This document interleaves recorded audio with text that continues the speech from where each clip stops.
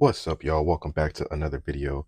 This video, I wanted to give you guys 5 ways that I maximize my training when it comes to ammo.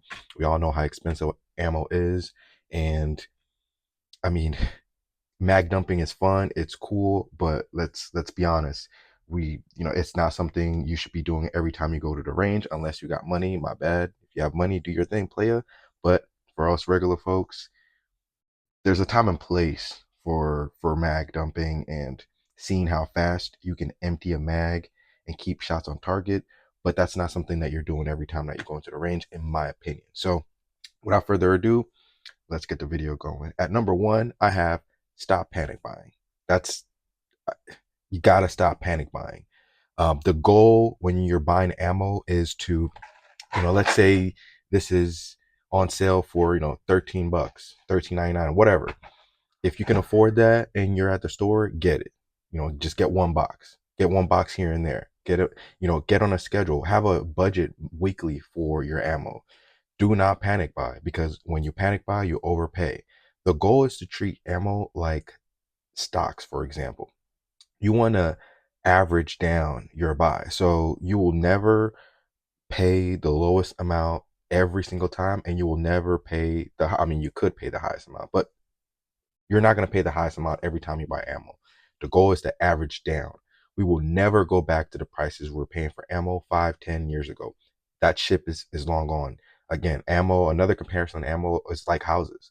If the prices that are today that we're seeing, yes, we can say that they're expensive, but we will not go back to what we used to see in 2010, 2011, 2008. We're never going to go back to those prices.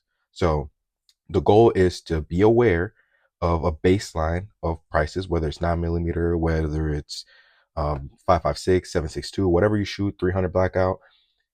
Do your research, have a baseline, and have a budget, and buy ammo when you can. Because if you're buying ammo when shit hits the fan, or if you're buying ammo when things are happening and people are panic buying, you're going to overpay.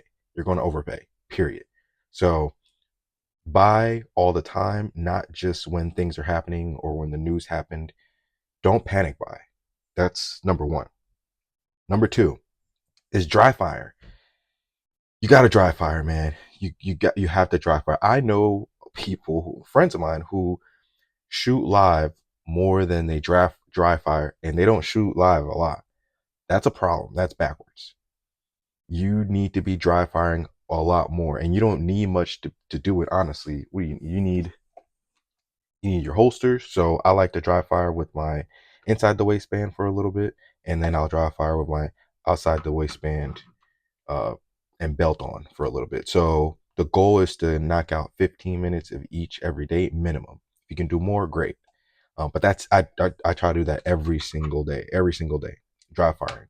And the reason I like to bring up dry firing is because when I go to the range, I'm making micro adjustments, micro changes. I'm not working on big fundamental things that should be ironed out dry firing. So I don't want to waste ammo doing things that I could be adjusting and fixing without ammo at home, for free, essentially. I mean, yeah, the holster and all that will cost you money, but this is gear that you buy one, cry once, and then you get the training. So micro adjustments again at the range when I'm shooting live, looking at fine details and working on these small things that you really don't see when you're dry firing. So increase your dry firing. Try to dry fire 15 to 30 minutes per day every day. It's really not that much time. You could do it. So dry fire more. There's people are just not dry firing enough, period. And I can usually tell when I'm watching somebody shoot. Another thing with dry firing is just picking up your weapon every day. I've gone, 3 months, 4 months, 5 months without picking up my AR, and I go to pick up my AR after that 4 or 5 months, and it feels heavy as shit. It's heavy. It feels heavy. But when I'm in the rhythm that I'm picking up my AR, my guns, and I'm dry firing every day, it's like nothing. It weighs nothing. My movements are smoother. I'm not making mistakes that I would, otherwise be making if I'm not dry firing daily. So there's definitely little things that you notice that improve, that are there for you to access when you're shooting live, that won't be there if you don't dry fire. It's going to save you a lot of money on ammo. So please dry fire. 3, shoot slower. You got to shoot slower. And to accompany that, I'm going to say shoot slower and shoot smaller targets. So with these two, you have to shoot slower and you have to shoot smaller targets. Make things tougher for you when you're out there training, which what you're supposed to be doing in the first place. Not only that, it gives you a chance to practice your transition. So maybe have a bigger target to a smaller target, practice your transitioning, and again, shoot slower. Take your time. Slow is smooth, smooth is fast. And when you're able to shoot consistently and have clean shots, you're able to move faster, and you kind of move quicker as you transition with your training. You will know, your mind will know that you're going too slow, and you will naturally start picking things up. The more you dry fire, the more you train and you shoot slower, and you get those fundamentals down. So 3 will definitely be shoot slower. Stop mag dumping.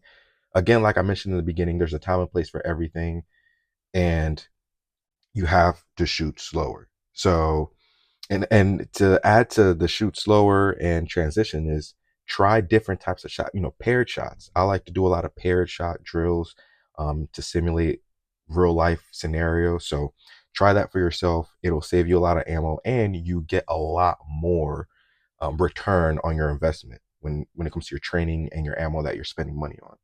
So number 3, shoot slower. Number 4, practice drawing from holsters. Don't just go out there and just shoot at the table. Don't just go out there and just shoot. Even if you are shooting transitions, even if you are shooting pairs, have your equipment, have your holster.